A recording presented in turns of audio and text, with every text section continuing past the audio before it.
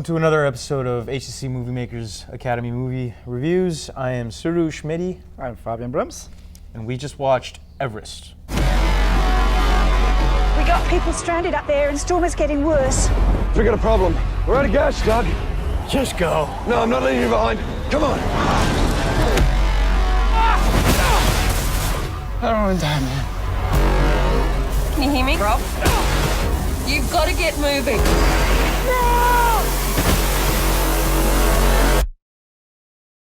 If anyone can make it, you can. I love you.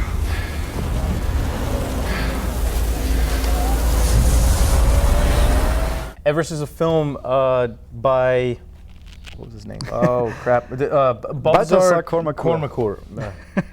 Tough name. He's from Iceland. Sounds Norwegian.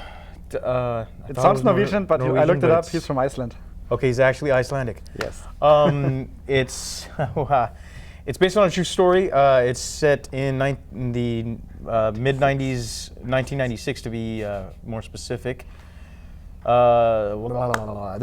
stars Jake Gyllenhaal, Elizabeth Debicki, Keira Knightley, Robin Wright, Josh Brolin, Sam Worthington, Jason Clarke, Clive Standen, and Emily Watson. Not to forget John Hawkes and Michael Kelly, which played quite important roles too. Well, I forgot him. So let's sum up quickly what it's about for the people who didn't read it. It's about. May I?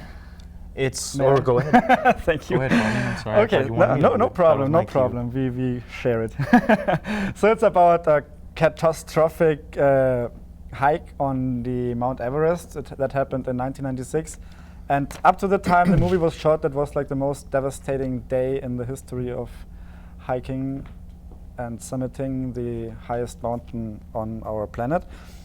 But unfortunately, while they were shooting that movie, not too far away from the set, there was an avalanche that killed 16 Sherpas while they were trying to set up some paths for the other tourists that season. And so, yeah, it's not the most devastating thing anymore that ever happened there, but still quite bad. So what happened is a couple of people, like most likely untrained tourists, tried to summit the Mount Everest, and they were surprised on the way back by really, really bad weather.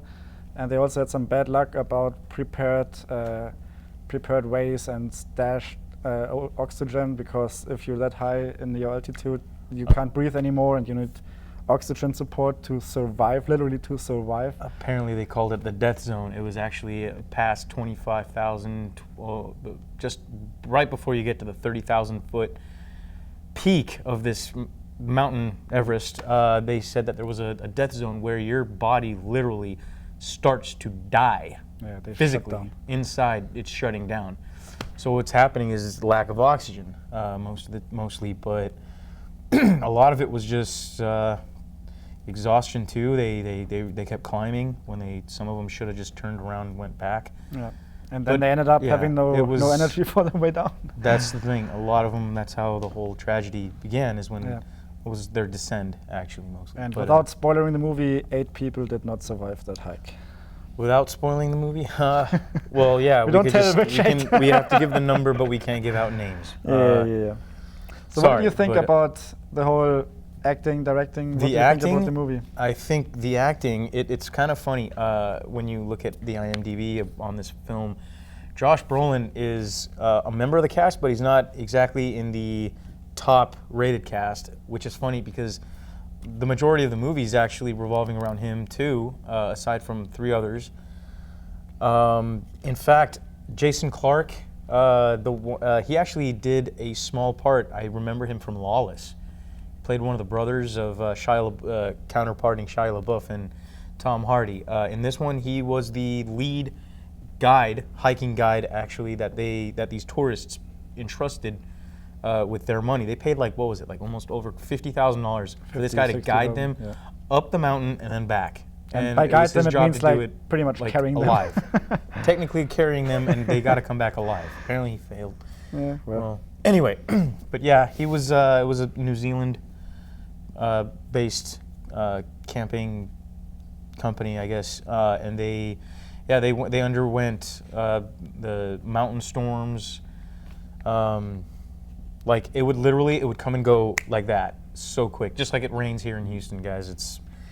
you blink and all of a sudden there's this huge storm and it's hitting you pretty hard, and that's one way for a couple of them that died. So What's also notable about that movie, which we haven't said about yet, is that this movie was shot in 3D and IMAX format, and that's also like how we watched it in our that is preview. actually how we watched it. And was that in was 3D. really amazing because it was literally like climbing with those guys. It was like and really being when, on the mountain.